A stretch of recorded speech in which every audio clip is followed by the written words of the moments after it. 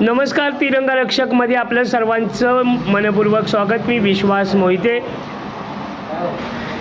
सध्या सुरू असलेल्या जिल्हा परिषद आणि पंचायत समिती निवडणूक संदर्भातील ही बातमी. कराड तालुक्यातील 12 गट आणि पंचायत समितीच्या 24 गणांसाठी आज मतदान सुरू आहे. दुपारी 3:30 आकडेवारीनुसार कराड तालुक्यातील 2,12,264 मतदारांनी आपला मतदानाचा हक्क बजावला आहे. यामध्ये 1,08,994 पुरुष मतदार तर 1,03,267 स्त्री मतदारांनी आपल्या मतदानाचा हक्क बजावला आहे. कराड तालुक्यातील वडगाव हवेली येथील 2 गटांमध्ये झालेल्या किरकोळ बाचाबाचीचा प्रसंग वगळता कराड तालुक्यामध्ये शांततेच्या वातावरणामध्ये सध्या मतदान सुरू आहे.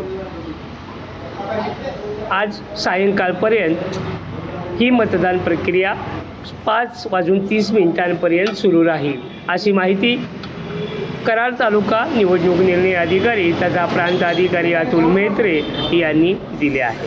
तिरंगा रक्षकसाठी विश्वास मोहिते, सातारा.